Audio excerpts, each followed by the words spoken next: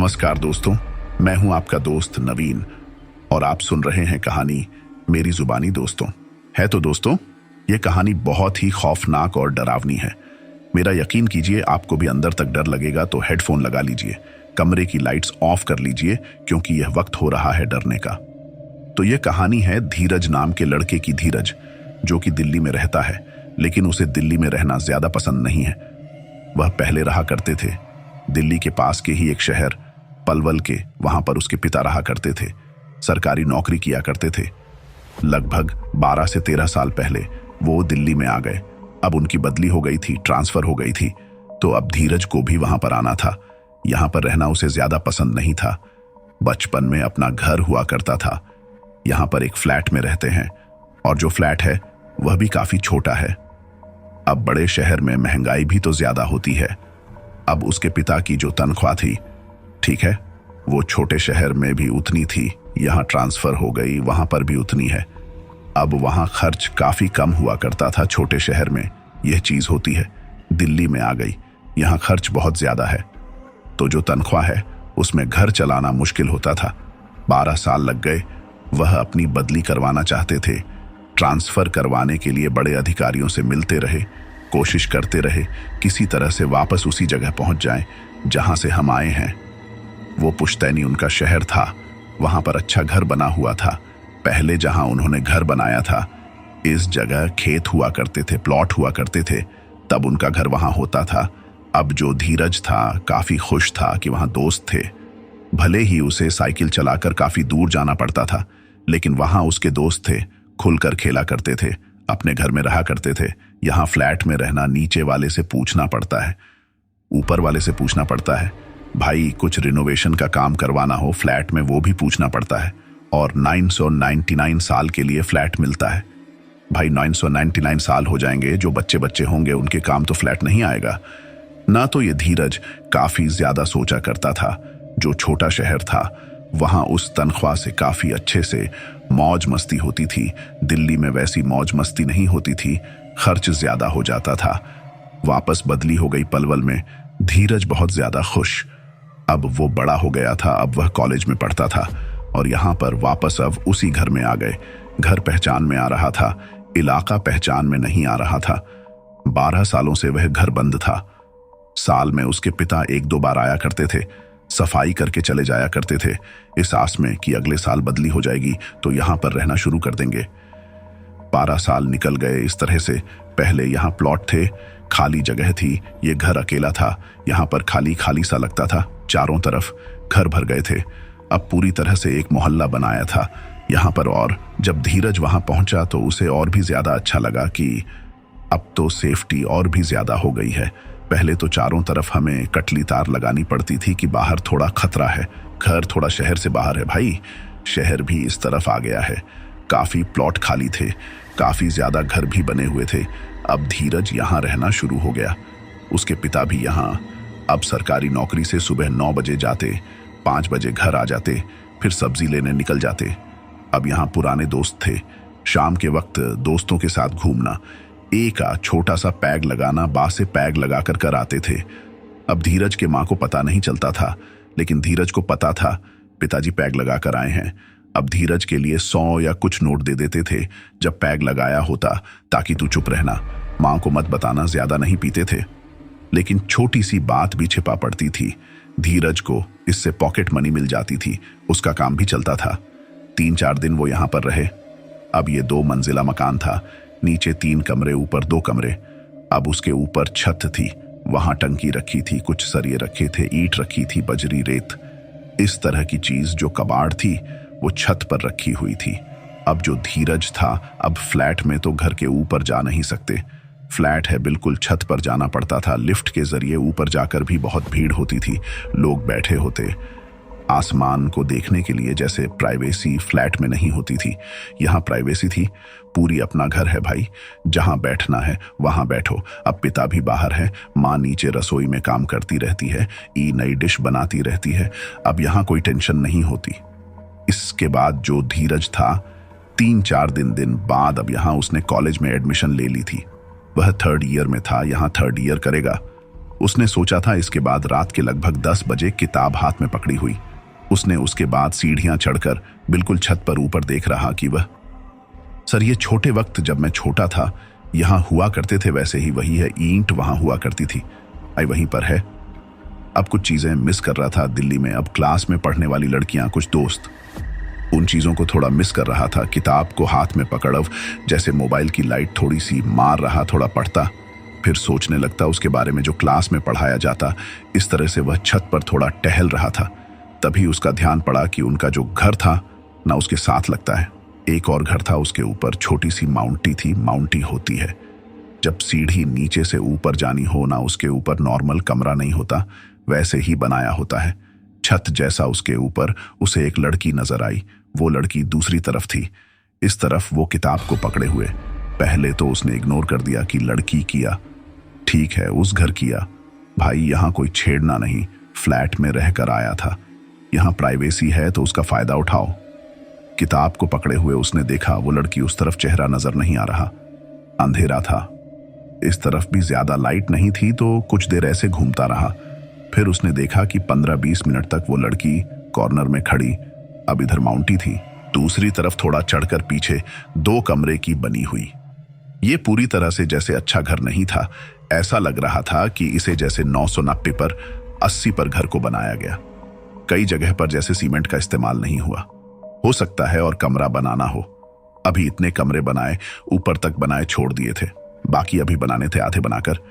इसमें शायद कोई रहता होगा। छत पर चढ़ी हुई वह कॉर्नर में लड़की 2-3 बार उसकी नजर पड़ती गई, लंबे से बाल थे, एक तरफ खड़ी हुई। काफी देर ऐसा होता रहा, उसके बाद वह नीचे आ गया। अब वह सवाल पूछता तो किससे पूछता, अभी यहां दोस्ती नहीं हुई थी, सभी नए घर थे, किसी से पूछ नहीं सकता था। वो थोड़ा असहज महसूस भी करता था, थोड़ा इंट्रोवर्ट भी था कि जब कोई नया मिलता था उससे वह बात नहीं करता था, थोड़ा खुद में फंसा फंसा सा रहता था। फिर वो नीचे आ गया, नीचे अब नींद आई, सो गया। अगले दिन फिर से कॉलेज गया, घूमा फिरा। रात के वक्त लगभग 10 बजे वो फ्री हुआ करता था, ऊपर वाले कमरे में होता। उसके पिता भी उसे परेशान नहीं करते, कोई मोबाइल पर गेम्स खेलता रहता, कुछ पढ़ता रहता, दोस्तों से बात करता रहता फोन पर। अब क्या हुआ, जब वह अपने कमरे में बैठा हुआ था, अचानक पीछे जो दीवार पर एक तस्वीर टंगी हुई थी, वो तस्वीर गिरी। उन्होंने नई लगाई थी कील पर से। अब कील पर तस्वीर ऐसे टांगी गई थी कि यह तस्वीर है, उस पर धागा है, धागा उस कील में टांग दिया गया है। अपने आप नहीं गिर सकती लेकिन नीचे गिर गई। उसके बाद जो धीरज था उसने वह तस्वीर उठाई, फिर से टांग दी कि कैसे गिर गई। फिर से जैसे ही बेड पर बैठने वाला था वह तस्वीर गिरी। दूसरी बात तो वह थोड़ा घबरा गया कि यह क्या है, अपने आप कैसे गिर रही है, शायद कील टेढ़ी होगी, टेढ़ी हो जाती होगी। फिर उसने देखा कि यह कील तो सही है।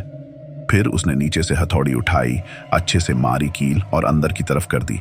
फिर उस पर ऐसे लपेट कर 2 बार ना धागा उस तस्वीर को टांगा। जैसे ही बेड पर बैठा तस्वीर फिर से गिर गई। तीसरी बार तस्वीर गिरी थी और इस बार तो उसने अच्छे से चेक किया था, तस्वीर गिर नहीं सकती। तो वो देखता रहा कि ये तस्वीर गिर क्यों रही है, थोड़ा सा घबरा भी गया। अब वो हॉरर फिल्में देखता था, उसमें ऐसे सीन होते हैं जब तस्वीर गिरती है तो कुछ होता है, थोड़ा घबरा गया। उसके बाद उसने तस्वीर उठाई ही नहीं। अब गिरेगी तब ना, जो टांगी का दोबारा, अब टांगी नहीं। चुप करके बेड पर लेटा, किताब एक तरफ रखी, लाइट बंद की और जो ब्लैंकेट थी ऊपर ले ली। थोड़ा घबराता रहा। आधा घंटा कोई आवाज दोबारा नहीं हुई, उसे नींद आ गई। अब यह पहली घटना थी जो घर में अजीब हुई थी। वो लड़की तो नॉर्मल है, ठीक है, साथ वाले घर की दिखी थी अभी तक, लेकिन यह थी पहली जिसमें उसे डर लगा था कि कुछ अलग हुआ है। अगले दिन सुबह सुबह जब वह उठा देखने के लिए, तस्वीर टांगू ना टांगू, तस्वीर टंगी हुई।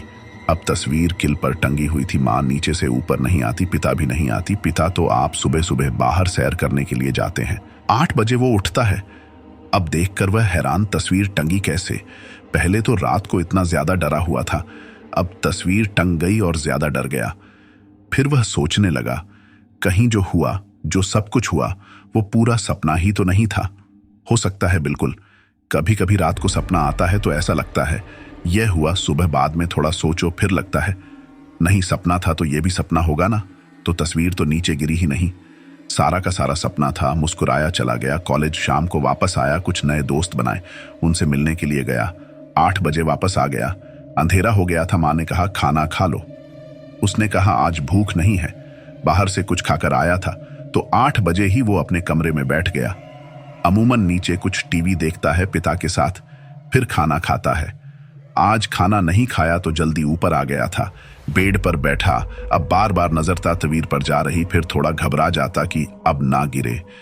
यार कल काफी ज्यादा डर गया था, सपना है, अब सपना है इसलिए सोचकर डर नहीं लग रहा। दोबारा हो गया, भाई बहुत डर जाऊंगा। अचानक 10 मिनट बाद तस्वीर गिरी।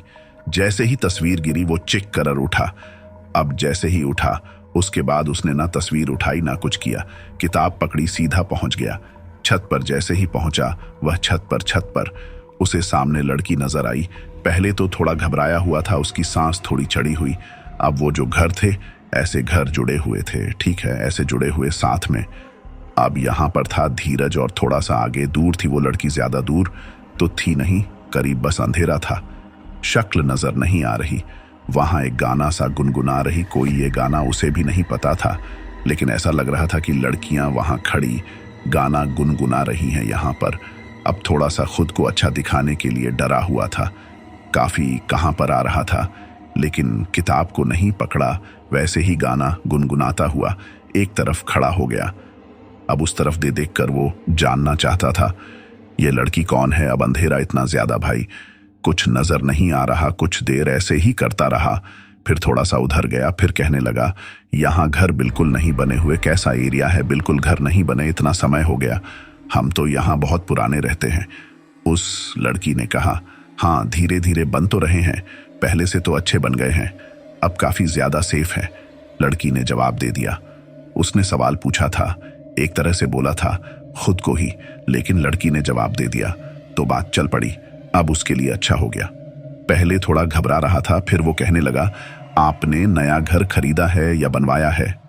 उस लड़की ने कहा नहीं, ये हमने ही बनवाया है, यहाँ पहले प्लॉट हुआ करता था, वो खरीदा, उसके बाद हमने बनवाया। तो उसने पूछा ये आधा बनवाया? इस तरह बनवा रहे हैं अभी, क्योंकि ईंट लगी हैं, उस पर सीमेंट नहीं लगा। उसने कहा नहीं बनवा रहे थे, लेकिन थोड़ा बजट की कमी हो गई, फिर इस तरफ का हमने सोचा नहीं, बनवाएंगे ऐसे ही छोड़ देंगे, फिर जब पैसे आएंगे फिर बनाएंगे। ऐसे दोनों बातें करने लगे। और जो धीरज था उसे इन चीजों के बारे में पता लगने लगा। उस लड़की के बारे में वो कहने लगी कि नहीं, मैं यहीं पर रहती हूँ, मैं काम नहीं करती, ज्यादातर यहीं रहती हूँ और मेरे पास कुछ पैसे आ जाते हैं, उससे मैं गुजारा कर लेती हूँ। अभी मैं कुछ नहीं करती, पहले पढ़ा करती थी। ऐसे बात हो गई। अब उसने चेहरा तक नहीं देखा था। धीरज ने उसके बाद बातें चली, कुछ ऐसे बाएं बाएं किया, फिर धीरे नीचे आ गया। अब नीचे डरा हुआ जल्दी से ब्लैंकेट लिया और सो गया। उसे लगा भाई दोबारा तस्वीर ना गिरे। उसने तस्वीर की तरफ देखा ही नहीं कि टंगी है या गिरी है। सुबह उठा जब तस्वीर टंगी हुई थी और इस बार वो आ गया। भाई ये क्या होता है यार, क्या चीज है ये, सपना नहीं हो सकता। तस्वीर गिरी थी, फिर मैं ऊपर गया, बातें की। इतना लंबा समय सोया होता तो वो बात नहीं होती ना। फिर उसने सोचा भाई कील निकाल दूंगा। फिर उसने क्या किया कि एक हथौड़ी ली, उसकी बैक साइड से कील निकाली पूरी, भाई तस्वीर रख दी एक डिब्बे में कि छोड़ो तस्वीर ही नहीं, टांगनी गिरेगी नहीं। काम खत्म हुआ। वो दिन वो सोचता रहा कि अब कैसे करूं भाई, ऊपर तो चेहरा तक नजर नहीं आता, अब ऊपर एक बल्ब लगा देता हूं। ऊपर नीचे एक प्लग था, एक बटन बना हुआ था ताकि ऊपर कोई काम टंकी के पास करना हो रोशनी करने के लिए, वहां वो बल्ब लगाया करते थे। इस बार उसने तार खरीदी, स्पेशल लड़कियों को देखने के लिए तार लगाई, प्लग में तार टांगी। अब टंकी के पास ऊपर एक बल्ब ऊपर की तरफ मुंह करके रख दिया, जिससे रोशनी चारों तरफ हो जाएगी, दिख जाएगा। इस तरह शाम तक का काम हो गया। घूमने गया, जल्दबाजी थी उसे वापस आने की।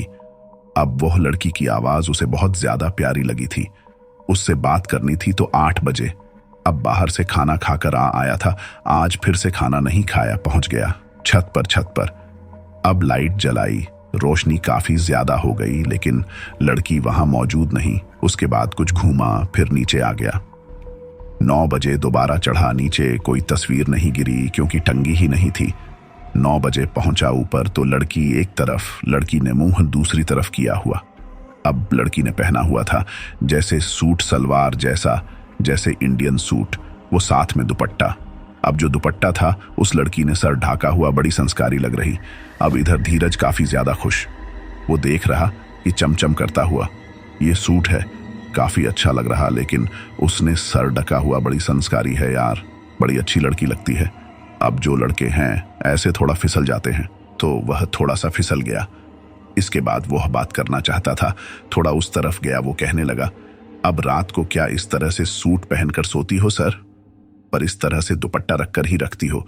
तब उस लड़की ने इस तरफ मुंह घुमाया। अब उस लड़की ने दुपट्टा सिर्फ सिर पर नहीं रखा हुआ था, ऐसे अपना मुंह भी ढंका हुआ था। यह देखने के बाद जो धीरज था वो पहले सोचने लगा कि ये क्या चीज है भाई, मुंह भी ढका हुआ है, यही देखने के लिए तो बल्ब लगाया था, अब इसने चेहरा भी ढका हुआ है। अब वो सीधा सीधा तो कह नहीं सकता था कि दुपट्टा हटाओ। तो उसने कहा, क्या तुम मुंह ढक कर रखती हो, मतलब यही कपड़े में सोती हो? उसने कहा, मैं ऐसे ढक कर रखती हूं। ज्यादातर मेरे पिता कहते हैं कि अपना चेहरा ढक कर रखो, तो मैं लड़कों से जैसे चेहरा ढक कर रखती हूं, अपने से जो बड़े हैं उनसे उनके सामने भी चेहरा ढक कर रखती हूं। अब धीरज को चेहरा देखना था भाई, चेहरा देखने को नहीं मिला तो उसे थोड़ी मायूसी हुई, लेकिन कोई बात नहीं, बातें सुनने को मिल रही थी, बातें काफी ज्यादा प्यारी लग रही थी। वो पूछ रहा, तुम क्या करती हो, कौन सा खाना बना लेती हो, क्या करती रहती हो घर में? तो उसने कहा, टीवी देखती हूँ, खाना बनाती हूँ, यह भी आता है वो भी आता है, मुझे हर तरह का खाना आता है, मुझे तो किचन पसंद ही बहुत है, मैं काम नहीं करना चाहती, मैं हाउसवाइफ ही बनूंगी और मैं घर का सारा काम करती हूँ, मुझे बहुत अच्छा लगता है। इधर से लड्डू फूट रहे धीरज के मन में, भाई ये तो बड़ी अच्छी है यार, ऐसी लड़की तो मैं चाहता हूँ, मुझे ऐसी लड़कियां ही पसंद है। धीरज का यह मानना था। इस तरह बातें चलने लगी। उसके बाद धीरज 10 बजे के करीब नीचे आ गया। अगले 5-6 दिनों तक इसी तरह से बात चलती रही और 5-6 दिनों में नीचे वाले कमरे में कुछ अजीब हुआ, कुछ सामान गिर जाता। रात को कभी ड्रेंट की वो डिब्बी होती, वो गिर जाती, कोई और चीज गिर जाती। ऐसे उसे लगने लगा था यार घर में कोई भूत भी है, कुछ ना कुछ तो है यार, चीजें गिरती हैं। माँ को बताया तो माँ ने कहा अगरबत्ती जला दो, पर कुछ नहीं होगा। पिता को बताया, पिता ने कहा एक झापड़ लगा, भूत भाग जाएंगे। अब पिता उसे कह रहे, तू बेवकूफ मत बना, तेरे मैं 2 लगाऊंगा, सारे भूत निकल जाएंगे तेरे। अब पिता ऐसे ही होते हैं, वो भी क्या करता, पिता से बात करना उसने छोड़ दिया कि नहीं, पिता को यह बात नहीं बताऊंगा, माँ को बताऊंगा। अब जो माँ थी वो अगरबत्ती की बात बताती और रात के वक्त पिता को सब कुछ बता देती। सुबह पिता बोलते, बता कौन सा भूत है तेरे कमरे में, मैं निकालता हूं तेरा भूत। फिर उसने माँ को बता ना भी छोड़ दिया, उसने खुद तक सीमित रखा कि ये घटनाएं क्या हो रही हैं। इतना उसे पता था कि चीजें गिरती हैं। भाई कोई नुकसान नहीं होता, कोई भूत नहीं आता, कभी कोई परछाई दिखी ना मेरी चीख निकल जाएगी। उसने ये ठाना हुआ था कि भूत जब नजर आया ना, उसके बाद मैं सहगा नहीं, फिर कुछ करूंगा। अभी सिर्फ चीजें गिर रही हैं, हो सकता है कोई चूहा गिराता हो।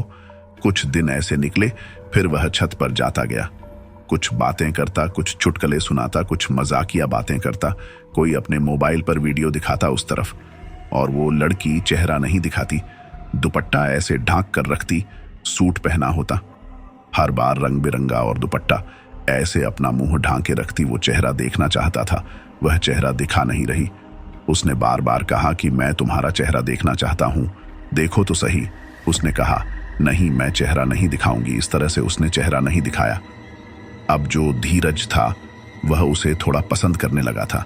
हर रोज उसकी जो बातें थी वह बात ही ऐसी मतलब करती थी कि वो वैसी लड़की धीरज को चाहिए थी। धीरज ऐसी लड़कियों को पसंद करता था और उसकी हर आदत वैसी।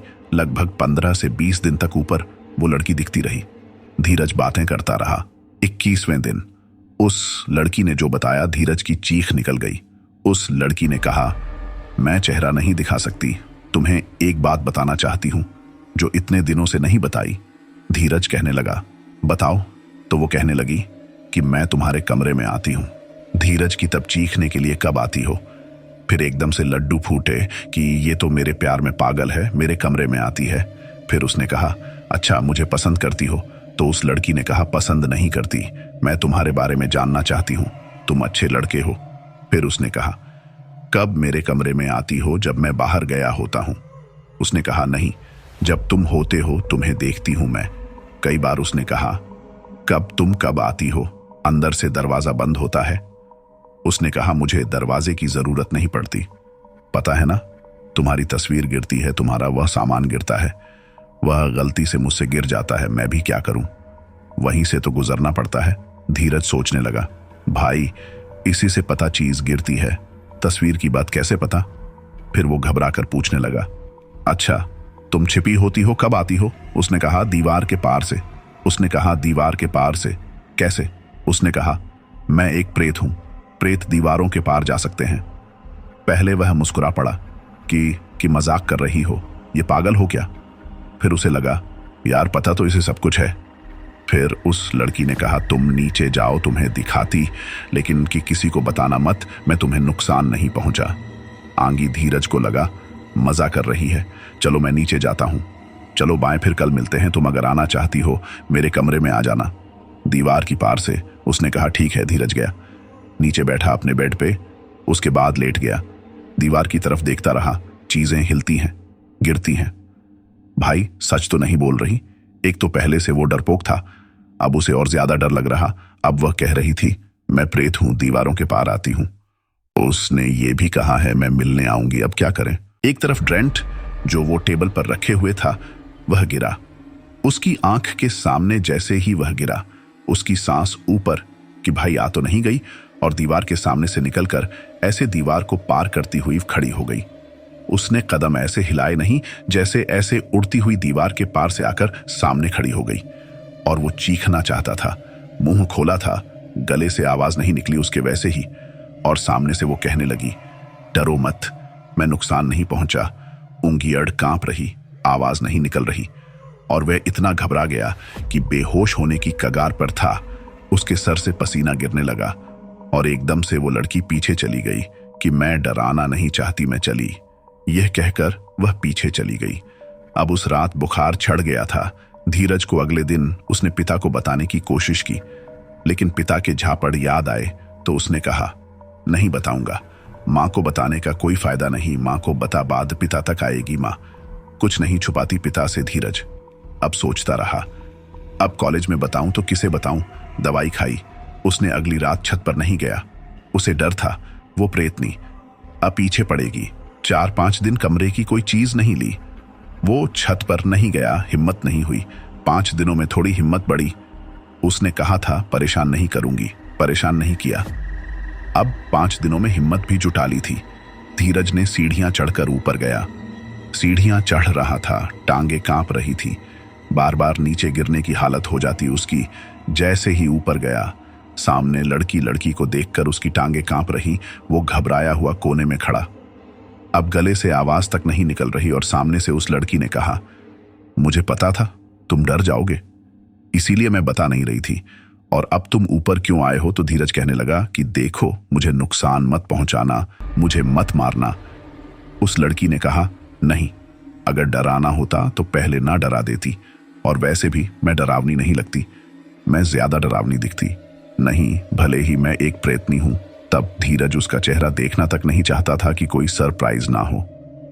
उसने कहा, डरावनी नहीं हूं। अब दुपट्टा ऊपर उठाएगी, और इतना भयानक चेहरा कि ऊपर से ही वो डर कर मर जाए। उसने कहा, नहीं, मैं चेहरा नहीं देखूंगा। इसके बाद थोड़ी बात होने लगी।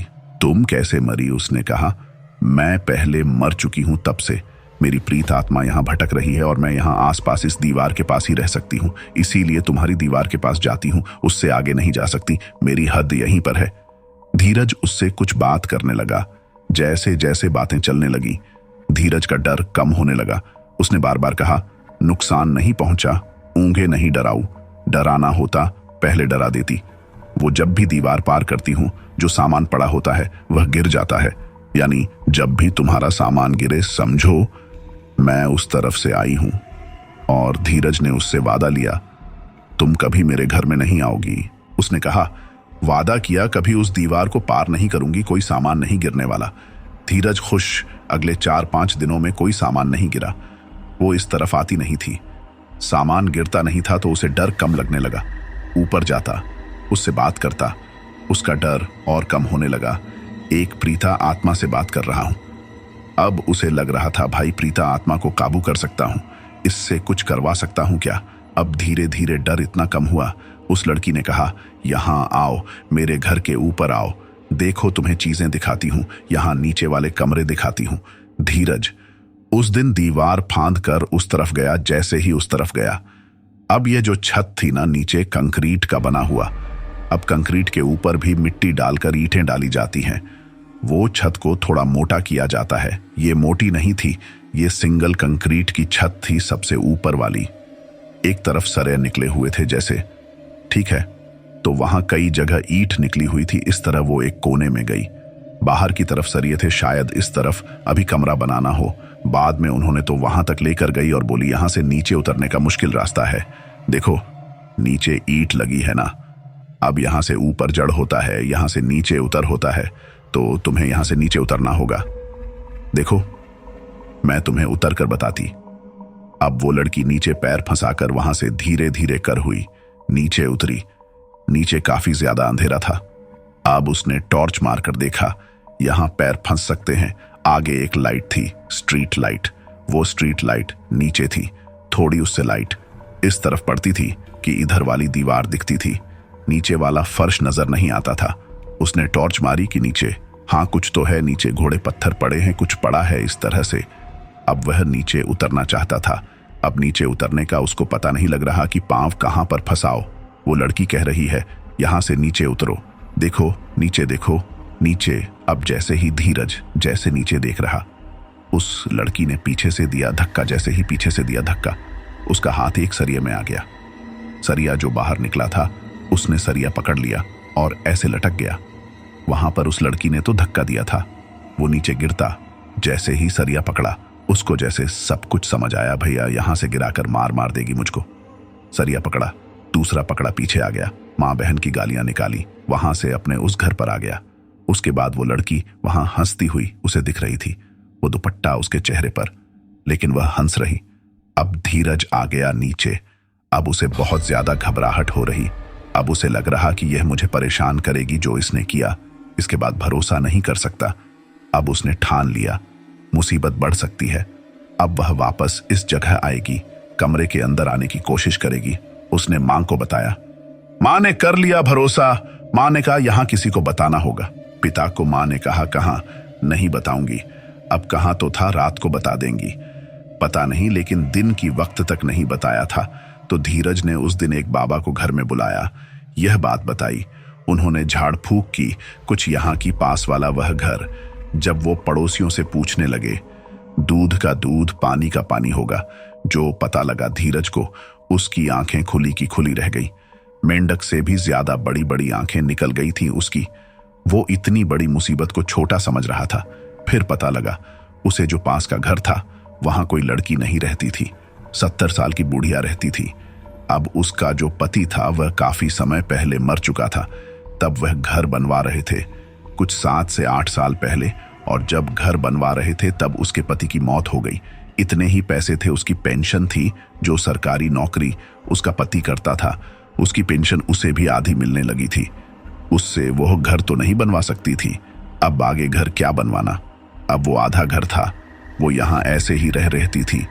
वो कभी कभी छत पर चढ़ती थी, और एक बार जब वह छत पर चढ़ी हुई थी, हमेशा सर ढांक कर रखती थी।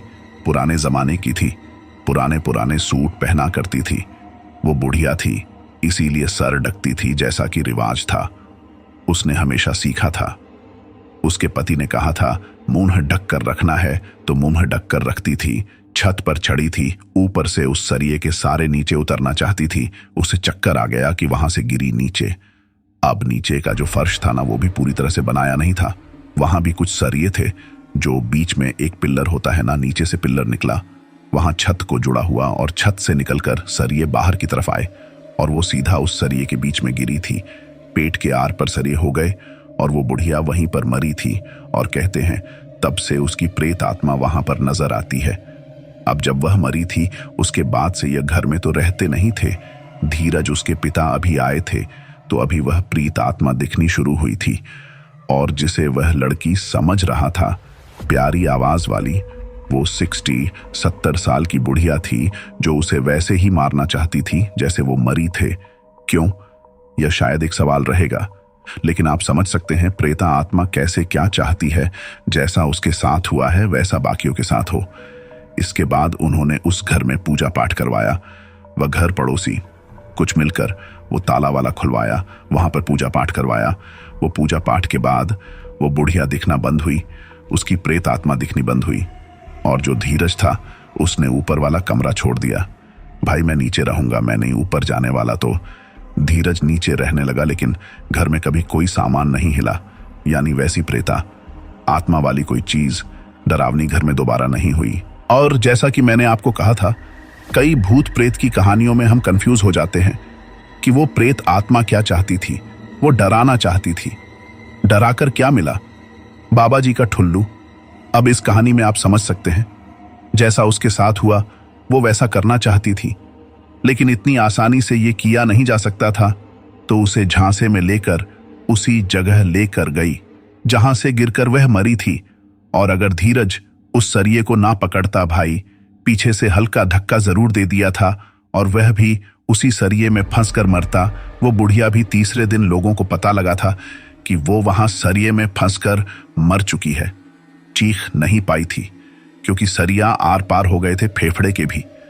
तो अगर धीरज वहां मरता, वो भी ढूंढा नहीं जाता और कहानी से किस्से बन जाते। तो दोस्तों, आपको यह खौफनाक कहानी कैसी लगी?